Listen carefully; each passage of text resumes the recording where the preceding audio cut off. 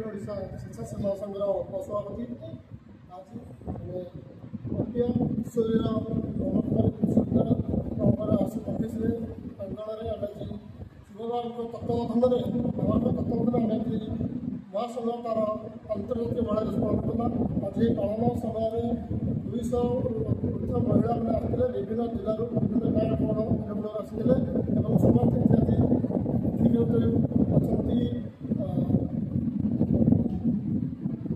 अधिकारी गोलाप भौणी विके गोलाप भौणी से बहुत भल उपस्थापन कले बाबा बार्ता शिव बार्ता देते शांतिर बार्ता देते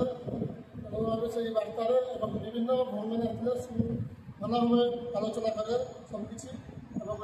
प्रतिज्ञा कलु आम ये देश को सुंदर देश में परिणत करूँ समाजसेवी महासंघ और ईश्वर ब्रह्मपुर ईश्वरीय